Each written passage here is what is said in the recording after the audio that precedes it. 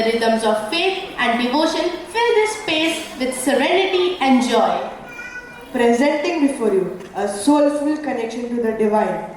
Let's open our hearts and witness the magic of the prayer dance, reminding us that when words fall short, dance becomes the language of our soul.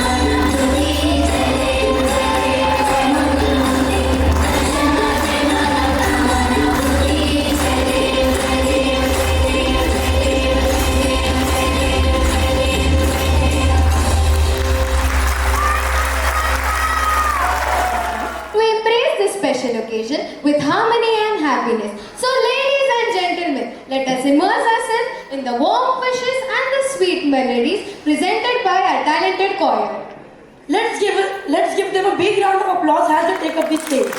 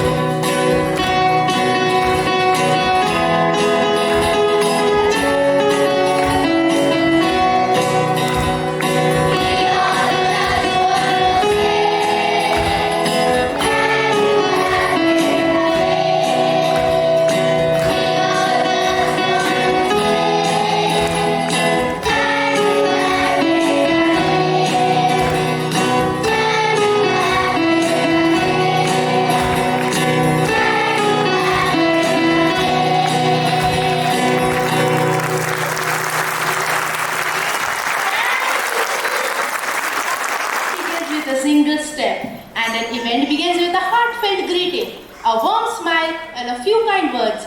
These are the perfect ways to begin any gathering. Up next, we have my schoolmates who are eager to share their heart-warm greetings to you all. Yes, Durya, through their words, they will describe our excitement, joy and gratitude. Our friends are here to officially welcome the guests with their inspiring words.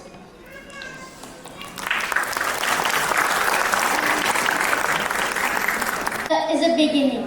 Staying together is progress, and working together is success. Good morning, esteemed dignitaries, respected principal ma'am, dear parents, teachers, and my fellow schoolmates. I am Master Arush Narayan Mezari from grade 7. It is my honor to stand before you today to welcome you all to the second annual day celebration. Today marks a significant milestone in our academic year, a day to reflect on our achievements and to look forward to the amazing possibilities that lie ahead. I would like to extend a warm welcome to our esteemed dignitaries who have taken their time after their busy schedules to join us today. To our dear principal ma'am and our teachers, we are grateful for your guidance and support throughout the year. A special welcome to all the lovely parents who are thrilled to cheer us. Your presence means the world to us, as you are the pillars of support and encouragement for all of us.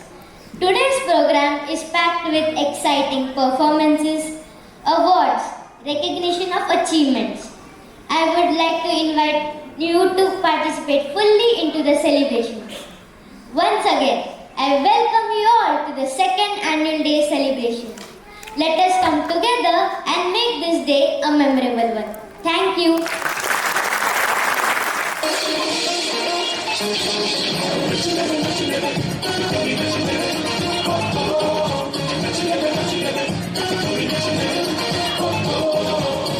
तो अगर चाहे तो धूप में बारिश हो, फूल खिल जाए जो तेरी फरमाइश हो। आजा नच ले रे, नच ले रे, नच ले रे, नच ले रे, नच ले रे, तू भी नच ले रे, तू भी नच ले रे।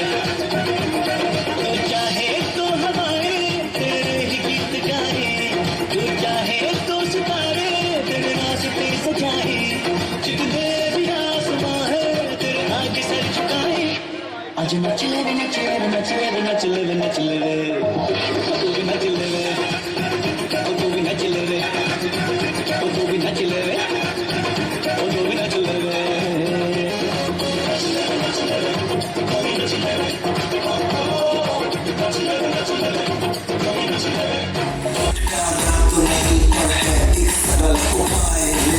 Single use plastic को हम कह रहे bye bye रे।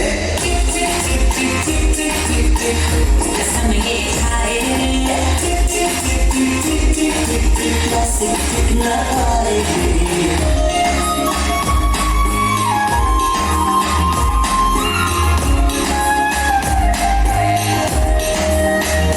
हम जो मिलकर ध्यान में अगर वक्त ये बदल जाएगा, किसी लड़की के नाम से वो जान जाएगा। Use recycle, ये रिवाज है। प्लास्टिक वाले सामान सारे बच के आओ खुल के मुस्कुराए रे।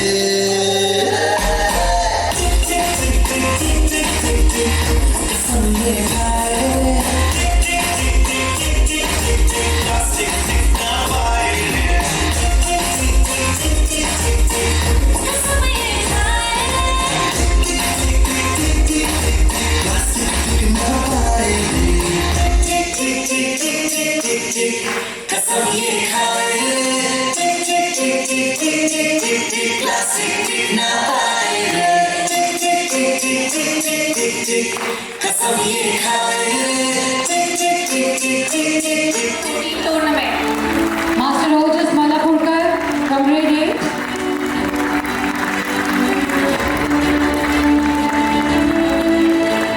Next award, we have Master Rishabh Verma from grade 9. Master Rishabh Verma from grade 9, please be ready.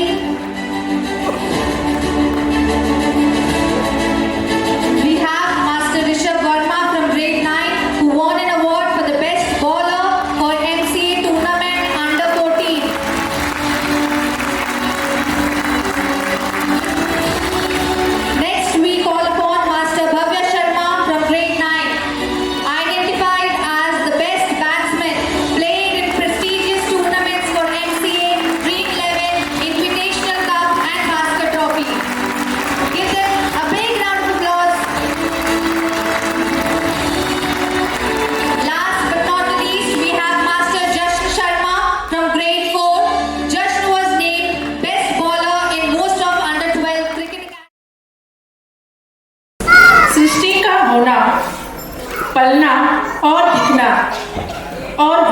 जाना सतत प्रक्रिया है। मैं ब्रह्मा, इस सृष्टि का रचयिता, जिसने इस संसार की रचना की, जो अनंतहीन है। जब सारी सृष्टि में शून्य विराजमान था, उस समय मैंने इन युगों युगों तक चलने वाले युगांतर की रचना की। सतयुग, त्रेता युग, द्वापर युग, कलयुग, फिर सतयुग। मनुष्य के कर्मों के माध्यम से ये चक्र चलता रहेगा। आइए जानते हैं मेरे द्वारा रचित इस ब्रह्मांड की संकल्पना को। लोग सुखी और प्रसन्न रहते थे। इस युग में देवी देवता पृथ्वी पर मनुष्य की तरह रहते थे और तपस्या ईश्वर की आराधना का तरीका था। इस युग में कोई भी पाप या अधर्म नहीं था। भगवान विष्णु के मत्स्य, कच्छप, वराह और नरसिंह जैसे अवतार हुए। सतयुग के इस पावन अंत के बाद शुरू हुआ त्रेता युग। त्रेता युग को रजत युग भी कहा जाता है। संस्कृत में त्रेता का अर्थ है 3 चीजों का संग्रह। इस युग में मनुष्य की आयु 10,000 वर्ष होती थी। इस युग में अधर्म का नाश करने के भगवान विष्णु ने 3 अवतार लिए। वे अवतार थे वामन, परशुराम और राम। फिर आया द्वापर युग। इस युग का दिन कुरुक्षेत्र को माना गया है। इस युग में भगवान विष्णु ने श्री कृष्ण के रूप में अवतार लिया और महाभारत युद्ध में गीता का उपदेश दिया। कलयुग हिंदू धर्म के मुताबिक विश्व युग चक्र का चौथा और सबसे छोटा युग। इस युग में अधर्म और अहिंसा बढ़ता जाएगा। तो आइए हम सब मिलकर ये प्रण लेते हैं कि हम सत्य और हिंसक के मार्ग पर चलेंगे। इस महागाथा को आपकी आंखों के सामने सजीव करते हैं और देखते हैं कि कैसे समुद्र मंथन ने सृष्टि में संतुलन और समृद्धि की नींव रखी। भगवान विष्णु, हम अपनी शक्ति खो चुके हैं और असुरों के सामने असहाय हैं। हमें कोई उपाय बताइए जिससे हम अपनी खोई हुई शक्ति फिर से प्राप्त कर सकें। देवराज, इस समस्या का समाधान कठिन है किंतु असंभव नहीं। अगर हम समुद्र का मंथन करें तो हमें अमृत मिल सकता है। यह अमृत न केवल देवताओं की शक्ति को पुनः स्थापित करेगा बल्कि हमें अमरता भी प्रदान करेगा। समुद्र मंथन? लेकिन भगवान, ये कार्य तो बहुत बड़ा और कठिन है। क्या समस्त देवगण इसे कर पाएंगे? नहीं देवराज, इस मंथन को सफल बनाने के लिए हमें असुरों का सहयोग चाहिए होगा। उन्हें भी इस कार्य में सम्मिलित करना होगा, क्योंकि समुद्र मंथन के लिए हमें उनकी शक्ति की आवश्यकता होगी।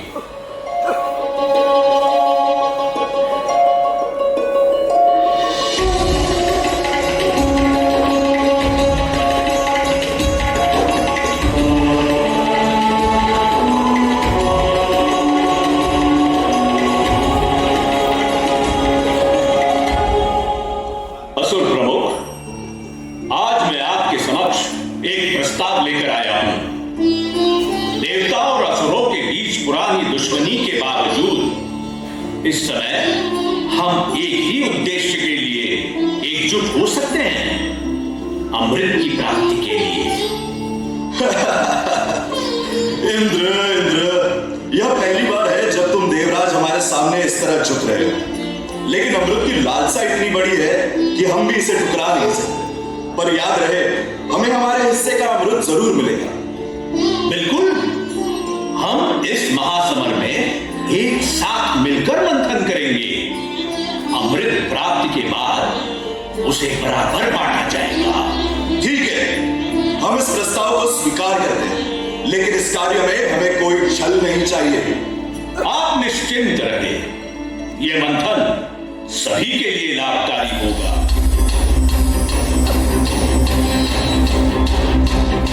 भयभीत मत हो देवताओं और असुरों।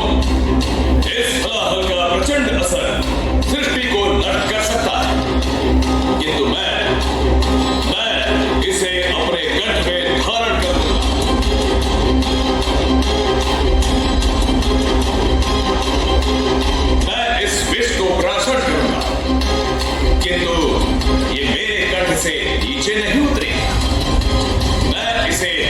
अपनी शक्ति से वहीं स्थिर रखूंगा ताकि इसका प्रभाव केवल मुझ पर हो और सृष्टि सुरक्षित रहे।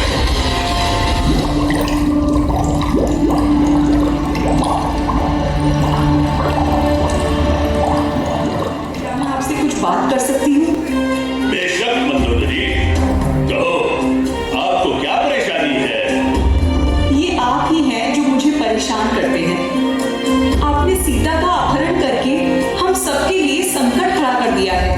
सीता मेरा अधिकार है, उसकी सुंदरता और गुण बेजोड़ है, वो मेरी है, उस नश्वर राम की नहीं। स्वामी, आपकी इच्छा आपको अंधा कर रही है। सीता कोई पुरस्कार नहीं जिसको जीता जा सके।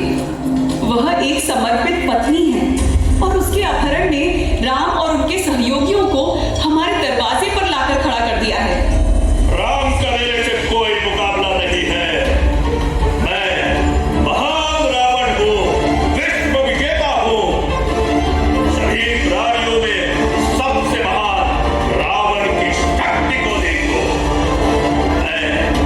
मैं लंका का शासक लंकेश हूँ। एक ऐसा राज जो स्वर्ग से भी अधिक चमकता है।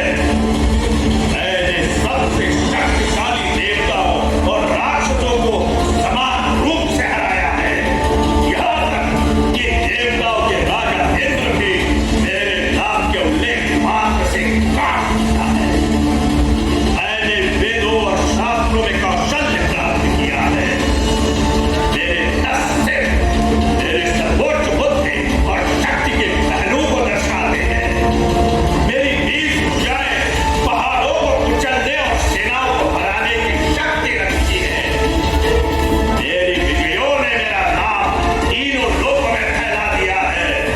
पृथ्वी, स्वर्ग और पाताल सभी रावण की शक्ति को जानते हैं। मैं रावण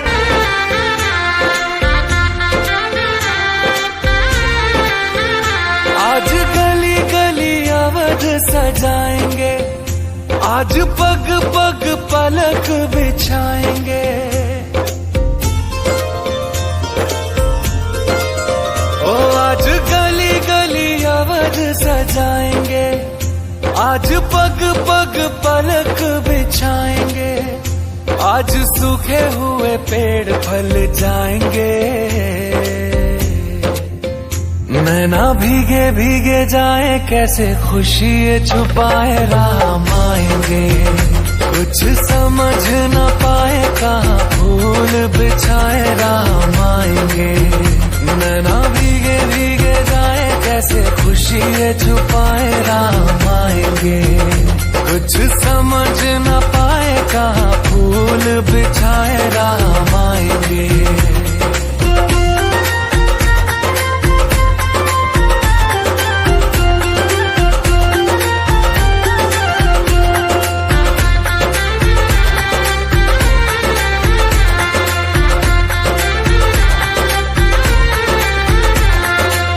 सरजू जल थल रोई, जिस दिन राघव हुए पराए।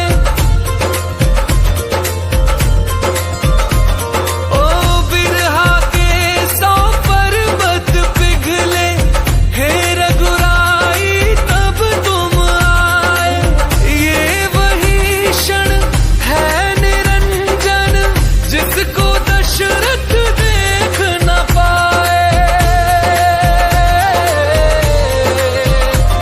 ये वही युग था जिसमें महाभारत का महान युद्ध हुआ और भगवान कृष्ण ने अर्जुन को गीता का उपदेश दिया। आइए अब हम द्वापर युग की उस पावन कथा की ओर बढ़ते हैं। भैया युधिष्ठिर, क्या हम हमेशा यूं ही शांत रहेंगे? क्या आप द्रौपदी के अपमान को भूल गए हैं? कौरवों ने हमारे साथ जो किया उसका बदला लेना ही होगा। हम यहाँ क्यों बैठे हैं? हमें अभी युद्ध करना चाहिए। भीम, क्रोध से काम नहीं चलेगा।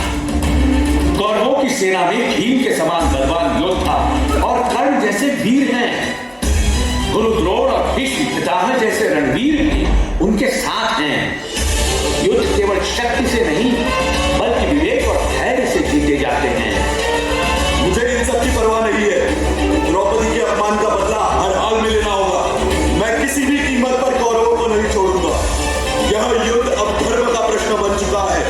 और धर्म के लिए हमें लड़ना होगा। तुम्हारा क्रोध सही है, किंतु धर्म की राह पर चलना हमेशा आसान नहीं होता। युधिष्ठिर का विवेक और तुम्हारा बल दोनों की आवश्यकता होती इस युद्ध में। याद रखो, ये युद्ध केवल राज्य के लिए नहीं, किंतु धर्म और अधर्म के बीच की लड़ाई है। हमें ये तय करना होगा कि हम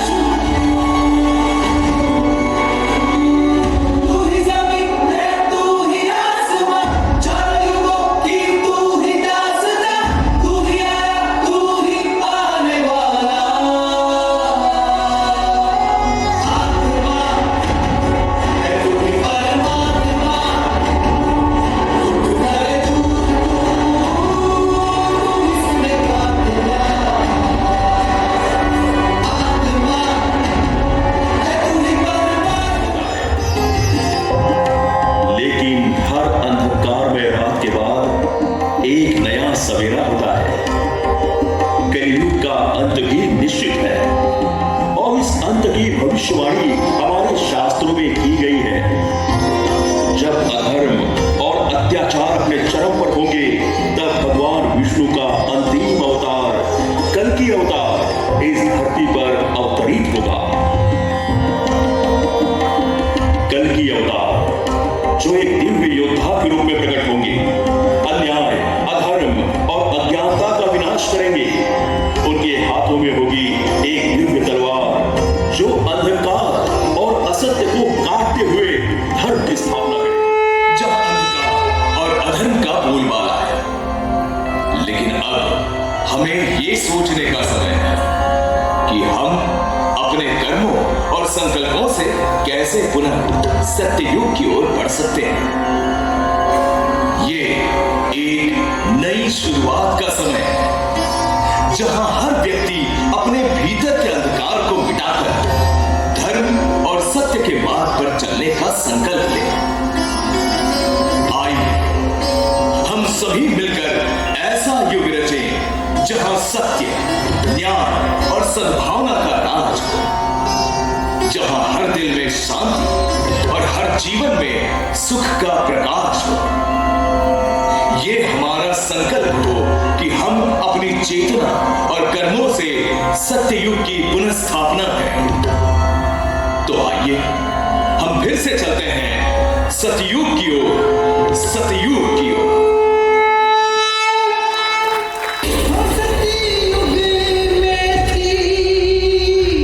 सत्य की महिमा